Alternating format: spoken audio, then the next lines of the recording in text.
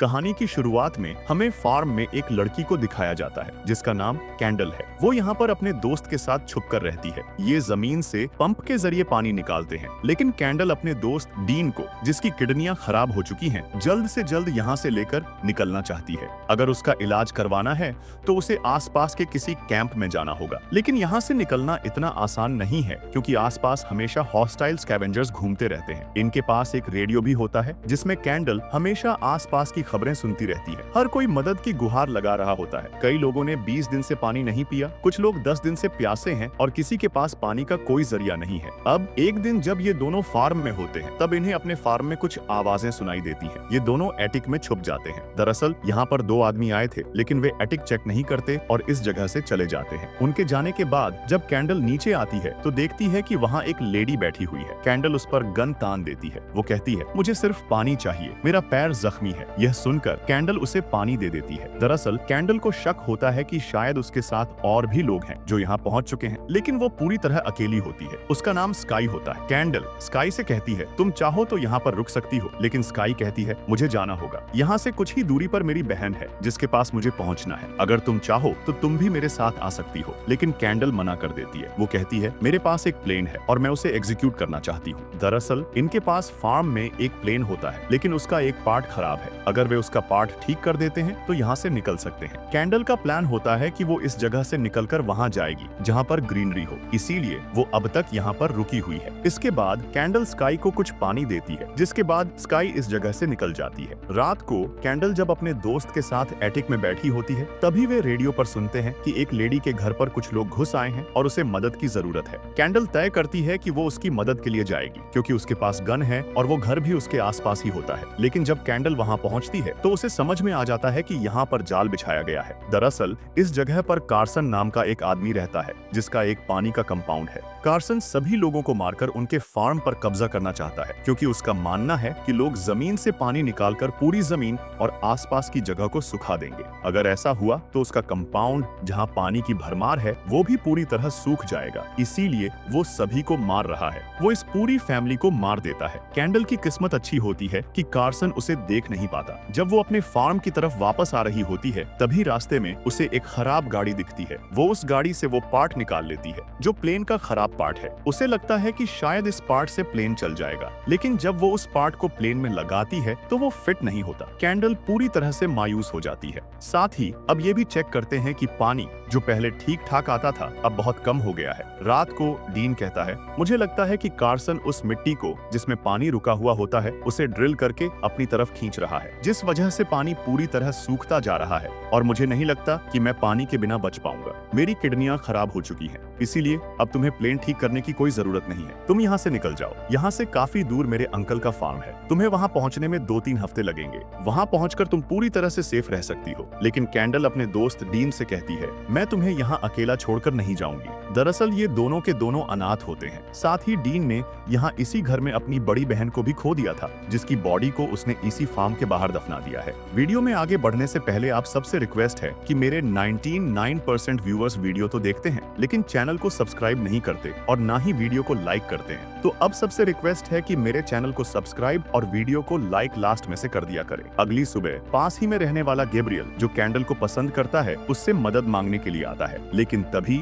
रास्ते में कैंडल को स्काई की डेड बॉडी दिखती है, जो अपनी बहन के घर जाना चाहती थी, लेकिन अब उसकी मौत हो चुकी है। इसी दौरान यहाँ पर ग्रेस नाम की एक लेडी आती है, जो उन्हीं के आसपास रहती है। वो कहती है, कार्सन के पास ऐसी दवाइयाँ भी हैं जिससे तुम्हारा दोस्त डीन पूरी तरह से ठीक हो सकता है। लेकिन कैंडल कार्सन को ज्वाइन नहीं करना चाहती और तभी कार्सन यहाँ पर आने लगता है। लेकिन इससे पहले कि वो इस जगह पर पहुंचे, कैंडल झुक जाती है। कार्सन इस जगह पर आकर गैब्रियल की पूरी फैमिली को मार देता है। वो कहता है, ये सब के सब बहुत बूढ़े हो चुके हैं और मेरे पास इतना पानी नहीं है कि मैं बूढ़े लोगों को पानी दे सकूं। मेरे पास लिमिटेड पानी है। गैब्रियल अपनी फैमिली की मौत से पूरी तरह टूट जाता है। कार्सन उससे पूछता है, यहाँ आसपास कोई और भी छुपा है? लेकिन गैब्रियल साफ साफ मना कर देता है। इसके बाद कैंडल पीछे के रास्ते से भाग जाती है और तभी उसके सामने एक आदमी आ जाता है। लेकिन कैंडल उसे अपनी गन से मार देती है और तेजी से फार्म की ओर भागती है, जहाँ पर उसका प्लेन खड़ा है। दरअसल उस जगह पर एक बच्चा रहता है जो अकेला है। कैंडल ने इस बच्चे से वादा किया था कि जब भी वो प्लेन से यहाँ से निकलेगी तो उसे भी अपने साथ ले जाएगी।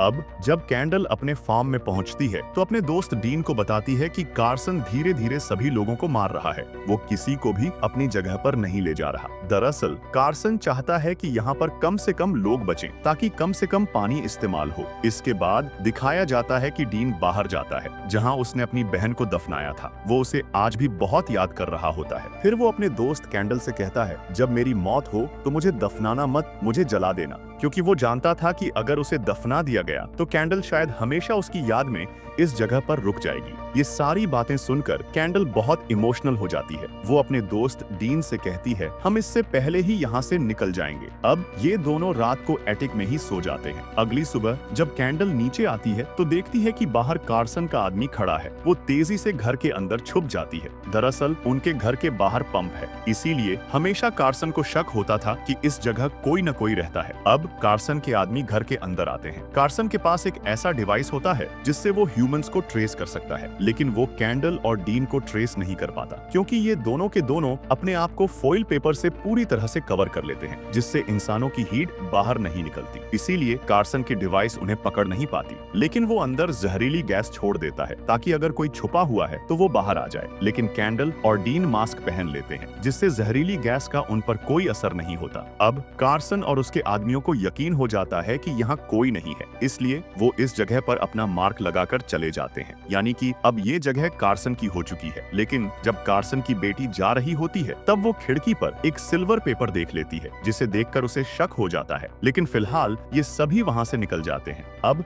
कैंडल की परेशानियां और भी ज्यादा बढ़ चुकी हैं, क्योंकि उसका कुआं और उसका पंप पूरी तरह से सूख चुका है। अब वो पानी नहीं निकाल सकती, लेकिन ये बात वो अपने दोस्त डीन को नहीं बताती।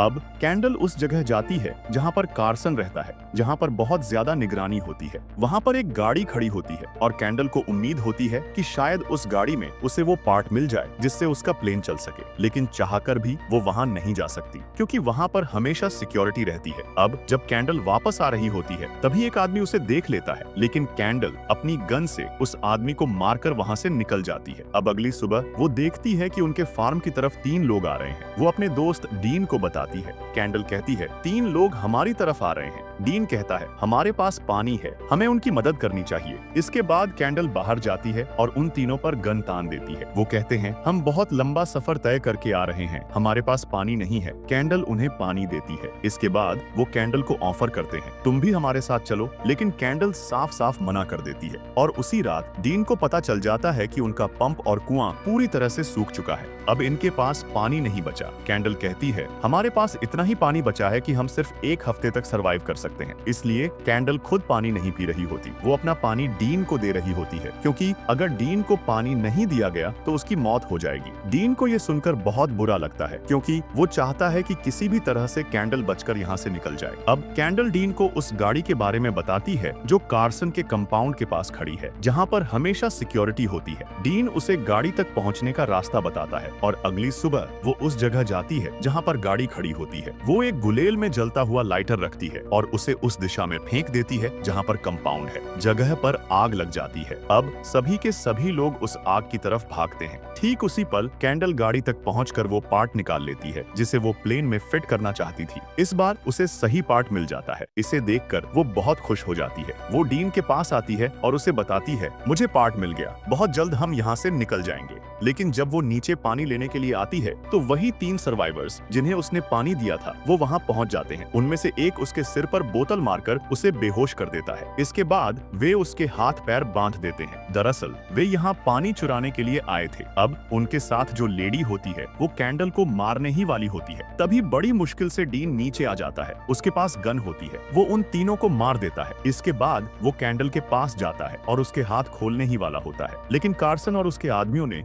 गोलियों की आवाज सुन ली थी। अब वे इस ओर बढ़ रहे होते हैं। डीन कैंडल को गाड़ी में छुपा देता है और कहता है, चाहे कुछ भी हो जाए, चाहे मेरी जान ही क्यों ना चली जाए, तुम गाड़ी से बाहर मत आना। अब कार्सन अपने आदमियों के साथ इस घर तक पहुंच चुका होता है। दरअसल कार्सन की बेटी को पहले से ही शक था कि इस घर में कोई रहता है। अब डीन उनके सामने होता है। डीन बहुत बीमार है, वो अपने पैरों पर अच्छे से चल भी नहीं सकता, तो फिर उसने 3 लोगों को कैसे मार दिया। इसीलिए कार्सन के आदमी घर की तलाशी लेना शुरू कर देते हैं, लेकिन तभी डीन अचानक से उनकी तरफ गोली चला देता है। इसके बाद कार्सन के आदमी डीन को भी मार देते हैं। हैं। डीन की चीख सुनकर कैंडल को समझ में आ जाता है कि वो मर चुका है। वो बहुत ज्यादा इमोशनल हो जाती है, लेकिन वो गाड़ी से बाहर नहीं आती। अब कार्सन अपनी बेटी के साथ वहाँ से चला जाता है, लेकिन अभी भी उसके 2 आदमी वहाँ तलाशी ले रहे होते हैं। अब कैंडल अपनी तलवार उठाती है, वो उन दोनों लोगों को मार देती है। उन दोनों में से एक नकाबपोश भी होता है। जब कैंडल उसका नकाब हटाती है तो वो गैब्रियल निकलता है। कैंडल उसकी मौत से बहुत दुखी हो जाती है, लेकिन अब वो कुछ भी नहीं कर सकती।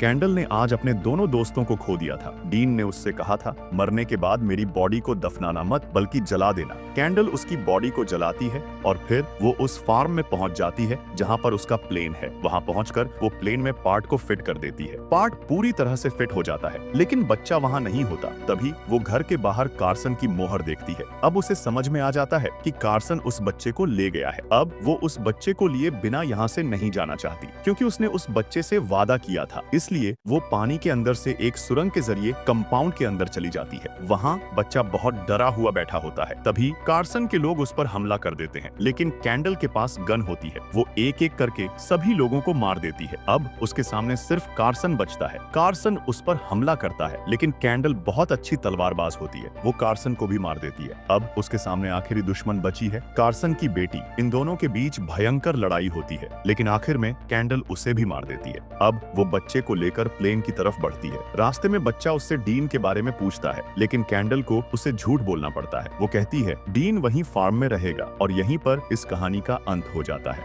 आई होप ये कहानी आपको अच्छी लगी होगी। अगर अच्छी लगी हो तो वीडियो को लाइक कर देना। अगली कहानी आप किस मूवी पर सुनना चाहते हैं नीचे कमेंट में प्यारा सा मैसेज छोड़ देना। मिलते हैं अगले वीडियो में, तब तक के लिए गुड बाय।